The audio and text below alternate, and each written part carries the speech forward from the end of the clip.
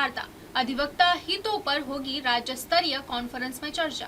All Rajasthan advocate federation द्वारा आयोजित होने वाले 2 दिवसीय राज्य स्तरीय अधिवक्ता कॉन्फ्रेंस को लेकर अभिभाषक मंडल अध्यक्ष पीएम जोशी एवं सचिव मुकुल सोनी ने प्रेस वार्ता कर कार्यक्रम की विस्तृत जानकारी दी। प्रेस वार्ता के दौरान अध्यक्ष पीएम जोशी ने बताया कि यह राज्य स्तरीय अधिवक्ता कॉन्फ्रेंस 14 व 15 मार्च को पाली जागड़ स्थित प्रसिद्ध ओम आश्रम में आयोजित होगी, जिसमें राजस्थान के विभिन्न जिलों से बड़ी संख्या में अधिवक्ता भाग लेंगे। कॉन्फ्रेंस के दौरान अधिवक्ताओं से जुड़े विभिन्न महत्वपूर्ण मुद्दों पर चर्चा की जाएगी तथा अधिवक्ताओं को आ रही समस्याओं के समाधान, उनके अधिकारों की रक्षा और अधिवक्ता हितों को सुदृढ़ करने के विषय में व्यापक विचार विमर्श किया जाएगा।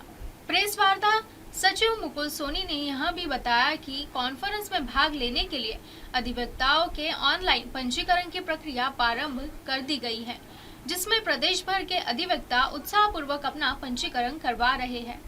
पीएम जोशी ने कहा कि कॉन्फ्रेंस के अंतर्गत राजस्थान भर के अधिवक्ता संगठनों के प्रतिनिधियों की एक विशेष सेमिनार भी आयोजित की जाएगी, जिसमें अधिवक्ता हितों से जुड़े विभिन्न महत्वपूर्ण विषयों पर विस्तृत चर्चा कर प्रस्ताव पारित किए जाएंगे। इस सेमिनार में प्रदेश भर से आए अधिवक्ता संगठनों के प्रतिनिधि इन सभी विषयों पर चर्चा कर अधिवक्ता हितों से जुड़े महत्वपूर्ण प्रस्ताव पारित करेंगे।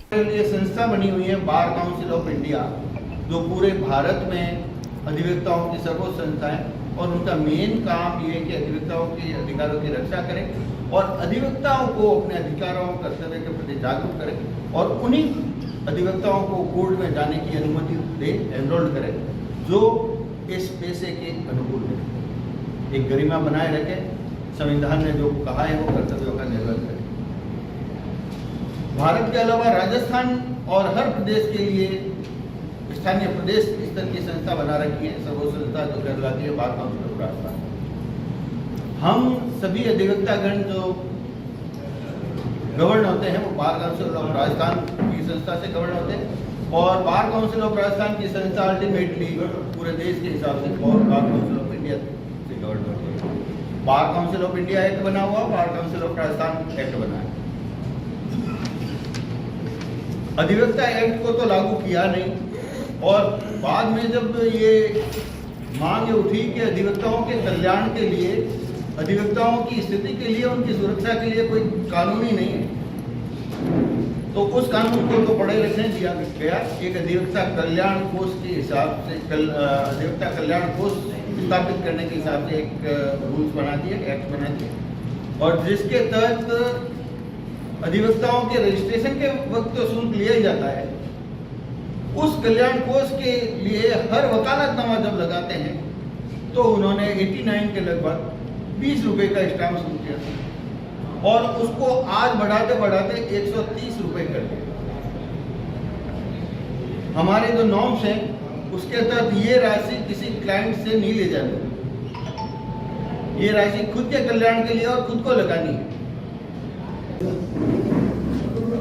राज्य स्तरीय अधिवेशन में पंजीयन को लेकर हमने सारे पंजीयन ऑनलाइन करवाने की सुविधा करी है और इसके लिए एक ऑनलाइन लिंक हमने सभी अभिभाषक मंडल को यहाँ से भेजा था जरिए व्हाट्सएप के माध्यम से और लगभग 18 जिलों से रजिस्ट्रेशन हो चुके हैं, जिसमें अजमेर, बालोदरा, बारा, भरतपुर, धौलपुर, डीडवाना, हनुमानगढ़, जयपुर, जोधपुर, झुंझुनू, कोटा, कोटपुतली, सीकर, राजसमंद और नागौर। यहाँ से करीब 403 अधिवक्ताओं का पंजीयन अब तक हो चुका है और जिनमें से 343 तो पुरुष अधिवक्ता और 60 महिला अधिवक्ताओं ने अपना पंजीयन करवाया है और जितने भी अधिवेशन हुए हैं उनमें पहली बार है कि इतनी महिलाओं ने अपना अधिकतम पंजीयन इसमें करवाया है। आज तक के अधिवेशन में इतना रुझान कभी नहीं अधिवक्ताओं ने लिया। तो बोला जाए तो पहला ऐसा अधिवेशन है जिसमें सभी अधिवक्ता, महिला चाहे हो या पुरुष हो, बहुत अच्छे से अपना योगदान दे रहे हैं और पंजीयन करवा रहे हैं। पंजीयन हमने 5 तारीख को शुरू किया था, 5 मार्च को, और 12 मार्च तक इसका पंजीयन हमने रखा है। 12 मार्च के बाद इसकी पंजीयन बंद हो जाएगी। तो अभी तक 403 अधिवक्ताओं ने अपना पंजीयन इसमें करवा। पाली से सुरेश पवार की रिपोर्ट। फिलहाल छोटी सी रुकावट, फिर वही रफ्तार। हम जल्द लौटेंगे MNS न्यूज के साथ।